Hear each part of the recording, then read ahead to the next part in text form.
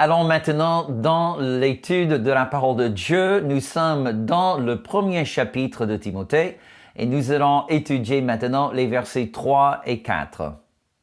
Paul, il écrit: « Je te rappelle l'exhortation que je te fis à mon départ pour la Macédoine, lorsque je t'engageais à rester à Éphèse, afin de recommander à certaines personnes de ne pas enseigner d'autres doctrines et de ne pas s'attacher à des fables et à des généalogies sans fin qui produisent des discussions plutôt qu'ils n'avancent l'œuvre de Dieu dans la foi. » Prions.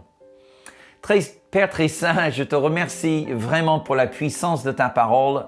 Alléluia, ta parole, Seigneur, est comme un feu qui brûle dans ton cœur. Et Père, je te demande maintenant avec tous mes frères et sœurs ici connectés, que tu nous libères maintenant l'esprit de révélation et l'esprit de sagesse dans toute la connaissance de Christ. Seigneur, ta parole est la manne, c'est le pain céleste qui descend, qui est manifesté par la puissance et la présence du Saint-Esprit.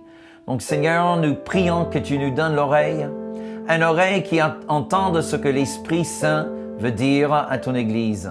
Et Seigneur, nous déclarons par le nom de Yeshua que quoi que tu nous dises, quoi que nous révèle la parole de Dieu, nous sommes prêts à croire et à mettre en application dans nos vies. À toi, Jésus, tout l'honneur et toute la gloire, et nous le prions dans ce nom tout-puissant. Amen et Amen. Alléluia. Alors, après les salutations de l'apôtre Paul dans les versets 1 et 2, la section qui commence avec le verset 3, jusqu'à la fin du premier chapitre, Paul va simplement faire une sorte de nettoyage de la maison. Je vous rappelle que Paul avait passé déjà 2 ans et demi à Éphèse. À ma connaissance, le séjour le plus long de sa carrière en tant qu'apôtre. Néanmoins, suite à son départ, il écrit à Timothée et il indique qu'il y avait toujours, ou peut-être il y avait déjà présent dans l'Église les fausses doctrines. Donc, ce que nous retrouvons jusqu'à la fin du chapitre 1, c'est quasiment un nettoyage. Paul, il a besoin de commencer sa lettre à Timothée en lui donnant certains conseils à suivre, certaines directives pour nettoyer la maison de l'Église à Éphèse. Et justement, nous retrouvons une phrase en grec que nous allons vraiment décortiquer maintenant. En fait, cette phrase consiste à 3 mots, seulement 3 mots en grec. Parangelo me heterodidaskaleo. Est-ce qu'on peut l'essayer encore une fois? Parangelo me heterodidaskaleo. Déjà, ce premier mot. Parangeleo. Para qui signifie à côté d'eux. Angelo. Et vous allez voir le mot ange. Et justement, angelo signifie messager. On pourrait aussi traduire le mot ange. Donc, le sens du mot parangelo signifie que quelqu'un te donne un ordre que tu dois transmettre à d'autres. En fait, tu es l'intermédiaire. Il y a le chef, il y a les désobéissants, et puis il y a toi, le middleman, celui entre les deux. En fait, le parangelo, on te donne un message que tu dois transmettre obligatoirement et tu n'as pas de choix. Et quel est justement ce message? On voit les 2 mots, un petit et un grand, mais qui signifie tout simplement le contraire d'eux. En fait, plutôt un arrêt. C'est comme un panneau d'arrêt. Un grand panneau, stop. Et puis on a ce dernier mot qui est très long et on va décortiquer ce mot. Et c'est le mot hétérodidaskaleo. Déjà, vous allez voir le mot didache qui est dans cette deuxième partie. Didaskaleo, didache qui signifie un enseignement. Donc, didaskaleo qui est le verbe enseigner. Le mot hétéro, c'est le même mot duquel nous avons notre mot hérésie ou hérétique. Donc, hétérodidaskaleo veut dire un mauvais enseignement ou une fausse doctrine ou un faux enseignement. Donc, Paul dit, je te donne un ordre et cet ordre consiste à n'enseigner plus des fausses doctrines. Je le trouve intéressant que parmi toutes les choses avec quoi Paul il aurait pu commencer sa lettre, il commence avec une exhortation à Timothée. Arrête les gens qui enseignent les fausses doctrines dans l'Église. Et j'aimerais juste relever un principe très important. Il ne faut jamais retarder une confrontation. Mes amis, en tant que pasteur, je dois confesser, surtout au début de mon ministère, je n'aimais pas du tout la confrontation. Et je peux vous dire en toute honnêteté que le temps n'arrange rien. S'il y a quelqu'un dans ton église qui enseigne de fausses doctrines, il faut le confronter immédiatement. Bien entendu, dans l'amour. D'où vient le mot didaché? Et on va passer quand même un bon temps ce soir en parlant justement de ce mot. Et pour trouver ses origines, il faut revenir à Actes chapitre 2 et le verset 42. Je vous rappelle que Actes chapitre 2, c'est le jour où le Saint-Esprit est venu sur les croyants à Jérusalem, le dernier jour de la fête de Shavuot, la Pentecôte, et ils sont baptisés du feu et du Saint-Esprit, ils parlent en langue, Pierre se lève, il prêche la parole de Dieu, et ce jour-là, 3000 âmes juives acceptent Yeshua comme Messie. Ils reçoivent le baptême, et la Bible nous donne quand même un tout petit clin d'œil dans la vie de ces plus jeunes disciples de Yeshua, de Jésus. Et nous voyons dans le verset 42 qui nous dit qu'ils étaient tous engagés, où ils continuaient, qui est un verbe très intéressant qui signifie un engagement, un attachement. C'était pas juste comme si on va continuer à attendre le bus. Et une fois que le bus arrive, on n'a plus besoin d'attendre. C'est pas ça le sens du mot. Le sens du mot continuer, c'est un peu plus comme un mariage. On se marie jusqu'à la fin de la vie. Donc c'est dans ce sens-là qu'il continuait. Donc il continuait dans 4 choses. La Bible en est claire. Première chose, l'enseignement des apôtres. On va revenir là-dessus. Deuxième, la communion fraternelle. C'est le mot koinonia. Troisième, ils étaient engagés à la fraction du pain. Ils ne pensaient pas simplement que ça voulait dire d'aller à l'équivalent de McDonald's à l'époque. Ça n'a rien à voir. Je vous rappelle que les 3000 âmes converties le jour de la Pentecôte n'avaient aucun travail. C'était des gens, des pèlerins, des touristes, des gens qui sont venus à Jérusalem pour la fête de Pentecôte. Donc, ils avaient amené juste assez d'argent pour vivre pendant la fête et puis après, ils allaient rentrer à la maison. Donc, ces 3000 âmes étaient désormais à la charge des 120 personnes qui étaient déjà réunies à Jérusalem. Donc, cette notion de la fraction du pain, c'est plutôt l'aide aux pauvres, l'aide à ceux qui sont dans le besoin au sein de l'Église. Et puis, je finis la prière. Et je remercie le Seigneur que tous les jours, les chrétiens se rassemblaient dans les maisons, ils se rassemblaient dans le temple, ils priaient, ils passaient du temps, des heures, des jours dans la présence du Seigneur. Alléluia, l'Église est née dans la présence manifestée du Seigneur Jésus-Christ. Alors, quelle était la première chose à laquelle ces premiers disciples étaient engagés? Tout à fait, l'enseignement des apôtres. Et le mot enseignement, c'est le mot didaché. Didaché. Alors, quel était le didaché apostolique? Bonne question. Alors, nous pensons que pendant les 40 jours après la résurrection de Jésus, que Jésus passait ces 40 jours en enseignant aux apôtres les fondements de la foi. Donc, le didaché apostolique était l'ensemble des enseignements qu'a donné Jésus à ses apôtres.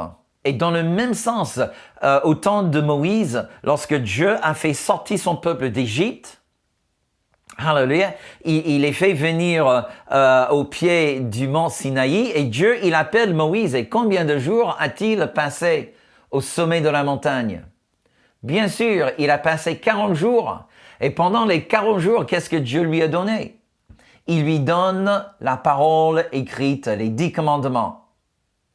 Néanmoins, ces 40 jours de Moïse sur le mont Sinaï parle aussi prophétiquement des 40 jours de Jésus après la résurrection, pendant laquelle Jésus lui-même donne à ses disciples, à ses apôtres, un ensemble de doctrines qui allaient constituer les fondements de l'Église. Et ces doctrines de base, on appelle dans la Bible le didaché apostolique.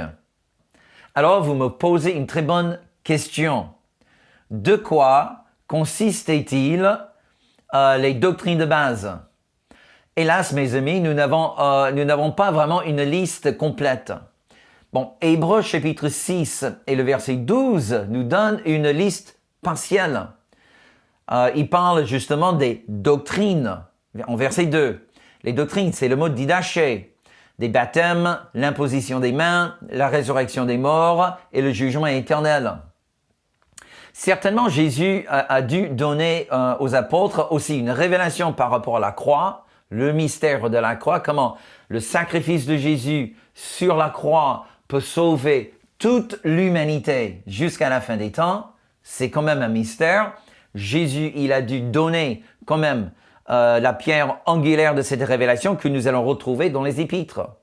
Certainement, il a dû parler aussi de comment les païens, les non-juifs peuvent venir aussi à lui. Il a dû aussi donner une révélation claire de l'Ecclésia, l'Église. Comment les apôtres, ils ont su qu'il fallait bâtir l'Église à partir du premier jour du déversement de l'Esprit, s'ils n'étaient pas déjà instruits par le Seigneur lui-même. Et je crois qu'il y a beaucoup d'autres doctrines qui faisaient partie du didaché apostolique. Et bien que nous n'avons pas une liste exacte des doctrines de base, je crois que ce que nous retrouvons comme doctrine de base dans les épîtres, c'était ça, exactement, le didaché apostolique. Il faut comprendre également que le didaché apostolique engendrait dans les gens un véritable sentiment de loyauté et de fidélité, d'attachement. On s'attachait au didaché. On s'attachait à la doctrine apostolique, exactement comme les enfants d'Israël étaient exhortés par Moïse et Aaron et les autres à garder la parole de Dieu, à chérir les 10 commandements dans le cœur. Ainsi, Dieu, maintenant, il accomplit la prophétie biblique qui dit qu'il un jour allait venir où Dieu allait inscrire sa parole sur nos cœurs. Et les apôtres avaient bien compris que ce qu'ils ont reçu de Jésus était tout à fait cette parole, l'accomplissement de la promesse prophétique. Et que maintenant, c'est le didaché apostolique que Dieu inscrit sur nos cœurs. Gloire à Dieu. Paul, quand il écrit aux Romains dans le chapitre 6 et le verset 17, il dit ceci. Mais grâce soit rendue à Dieu de ce que, après avoir été esclaves du péché, vous avez obéi de cœur à la règle de doctrine dans laquelle vous avez été instruits. Le mot doctrine, bien évidemment, c'est le mot didaché. C'est-à-dire que Paul dit, je me réjouis que depuis le jour où vous étiez, par la puissance de Dieu, par la démonstration de son onction, vous avez été libérés de l'esclavage du péché. Et depuis ce jour, vous vous êtes soumis de votre plein gré au didaché apostolique. Hallelujah. Lorsque Paul écrit à l'église à Corinthe, et dans le chapitre 14, il donne une sorte de template du culte. Dans le verset 26, il dit que lorsque vous vous assemblez, les uns ou les autres parmi vous, ont-ils un cantique, une instruction, une révélation, une langue, une interprétation, que tout se fasse pour l'édification. Le mot instruction, c'est le mot didaché.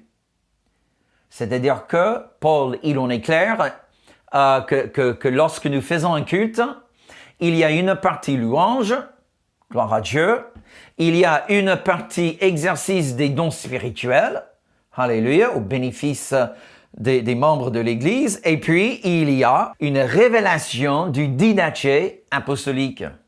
Lorsqu'il parle à Timothée dans sa deuxième lettre, Il dit à Timothée dans le chapitre 4 et le verset 2, « Prêche la parole, insiste en toute occasion, favorable ou non, reprend, censure, exhorte avec toute douceur et en instruisant. » Malheureusement, je n'aime pas trop la traduction de Louis II, parce que le dernier mot, c'est le mot didache. C'est-à-dire que Paul, il dit à Timothée, prêche en toute saison, que ce soit une bonne ou une mauvaise saison, et avec toute douceur, et avec le didache apostolique. Alléluia. Mais il y a aussi également dans le Nouveau Testament des avertissements à ceux qui vont chercher à détourner le didache apostolique. Écoutez ce qu'il dit aux Romains dans le chapitre 16.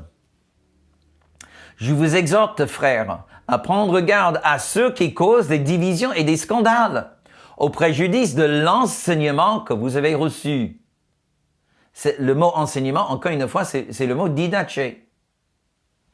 Encore une fois, il dit, je vous exhorte, frères, à prendre garde à ceux qui causent des divisions et des scandales au préjudice du didache apostolique. Et qu'est-ce qu'il faut faire avec eux? Éloignez-vous d'eux. Mes amis, on ne peut pas être plus clair. L'apôtre Jean, il va encore plus loin. Écoutez ce qu'il dit dans sa deuxième lettre, dans le verset 9 à 11, il dit « Quiconque va plus loin et il ne demeure plus dans la doctrine de Christ. » C'est le mot didache. Celui qui va loin et ne demeure plus dans le didache de Christ n'a point Dieu. Là, c'est fort. Celui qui demeure dans le didache a le Père et le Fils. Si quelqu'un vient à vous et n'apporte pas le didache apostolique, ne le recevez pas dans votre maison. Ne lui dites pas « Salut » ou « Soyez bénis ». Car si vous le dites, vous participez également à ces mauvaises œuvres. Vous allez dire, oui, mais pasteur Robert, parfois, je vois des gens qui opèrent des miracles, qui donnent quand même des paroles prophétiques extraordinaires. Comment peut-il enseigner de fausses doctrines si tous ces signes accompagnent la prédication? Et je vous rappelle tout simplement ce que Jésus a dit en Matthieu chapitre 7, et peut-être Jésus voyait notre temps. En Matthieu 7, versets 22 à 23, il dit ceci. Jésus qui parle et en disant dans le dernier jour, les gens viendront me dire, Seigneur, Seigneur, n'avons-nous pas prophétisé par ton nom? N'avons-nous pas chassé des démons par ton nom? Et n'avons-nous pas fait beaucoup de miracles par ton nom? Seigneur Jésus, c'est extraordinaire. La prophétie, la chasse de démons, des miracles, tout par le nom de Yeshua. Alors, qu'est-ce qu'il dit Jésus? Alors, je leur dirai ouvertement, je ne vous ai jamais connu. Retirez-vous de moi, vous qui commettez l'iniquité. Paul, il dit à Timothée d'enseigner aux autres de ne pas s'attacher à des fables et à des généalogies sans fin. Écoutez, on ne va pas prendre le temps maintenant d'aller en profondeur par rapport au sens de ce qui étaient des fables à cette époque, de ce qui étaient toutes les fausses religions et les philosophies à l'époque. Mais croyez-moi, mes amis, il y en a eu un paquet à cette époque. Aujourd'hui, on lutte contre l'islam, le bouddhisme, l'hindouisme. Il y en a quand même des grandes religions qui font obstacle à la vraie foi dans la Bible, dans le vrai Jésus-Christ. Mais pour moi, il y a une lutte nettement plus difficile, nettement plus virulente, et l'Église est en train de perdre ce combat dont je veux parler. Et j'aimerais clôturer cet enseignement aujourd'hui avec un avertissement. C'est ce que j'appelle la pollution de la société. Aujourd'hui, on parle du mariage homosexuel. On parle de l'avortement. On parle du rapport sexuel en dehors d'une alliance de mariage. On parle du divorce. On parle de la pornographie. On parle de tellement de choses sales dans le monde. c'est vraiment, pour moi, c'est la pollution morale dans notre société aujourd'hui. Et petit à petit, mes amis, cela infiltre, c'est comme des produits chimiques qu'on met sur nos champs de ferme pour tuer les bestioles, mais ces produits chimiques entrent aussi dans notre chaîne alimentaire et petit à petit polluent nos corps. Dans le même sens, il y a des produits dans le monde, mes amis, il y a des éléments toxiques dans le monde qui infiltrent petit à petit l'Église de Jésus-Christ. Et je crois qu'il est bien temps pour nous, mes amis, d'enseigner la véritable parole de Dieu sans compromis. Le didaché apostolique n'est pas juste un jugement par rapport à tes croyances concernant Dieu, mais le didaché apostolique apporte aussi un jugement par rapport à la manière que nous menons nos vies. C'est une épée à double tranchante. Cela examine notre relation verticale, mais cela va aussi examiner la manière que je vis ma vie à l'intérieur. Donc, mes amis, il faut que nous prenions très au sérieux maintenant ce défi qui est devant nous, de s'attacher au didaché apostolique et de le prêcher, quelle que soit la réaction du monde. Voilà, c'est tout le temps que nous avons pour notre enseignement aujourd'hui. J'espère que le Seigneur vous a parlé.